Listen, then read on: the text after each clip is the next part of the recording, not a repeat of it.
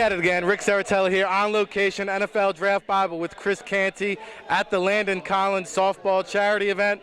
We just wrapped up the dodgeball event, but great event with a lot of Giants players, past and present.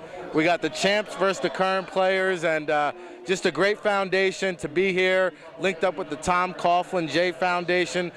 What's it mean personally to be a part of this? Well, it's a special event, being able to bring Giants from the past and current guys together for a great cause. It speaks volumes about Tom Coughlin, the man that he is, and the work that they do with his charity, the J Fund. And then also with Joe Ruback and Landon Collins, those two guys putting so much work in to organize an event of this magnitude. I mean, it's a tremendous effort to be able to put something like this together, and it's great to be able to come together with my former teammates and be a part of this awesome cause. Yeah, and we all remember those Super Bowl teams. The Giants were all about that defensive line, and they got a heck of a defensive line lined up this year. And, of course, they added Snacks and last year, and then you got JPP coming back. They added the rookie defensive tackle out of Alabama. So there's a lot of beef up front in that middle of the defensive line.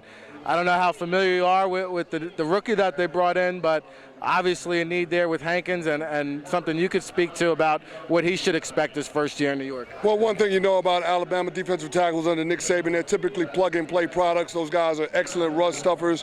They play strong at the point of attack. They use their hands well. So I think Dalvin Tomlinson will be a solid piece for the New York Giants in their interior defensive line rotation. I like the piece. It fits a need. As you mentioned, Jonathan Hankins left.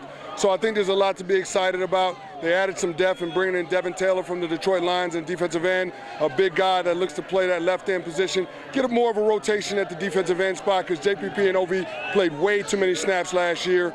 And it caught up with JPP at the end of the season dealing with some injury concerns. So you got to get more of a rotation from your defensive end, make sure those pass rushers stay fresh. Yeah, I like the Devin Taylor pickup. That could be a sneaky good signing. And, you know, here at the NFL Draft Bible, we always like to ask players their NFL draft experience, what it was like for them. Take us back to when you got that phone call and what it was like for you.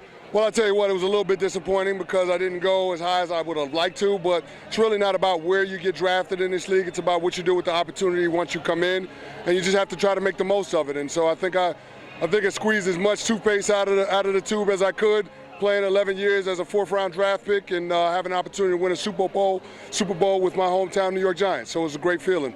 And last one for you, what's next for Chris Canty? What do you got going on? Well, I'm an on-air talent for ESPN Radio here in New York City. I work for 98.7 FM.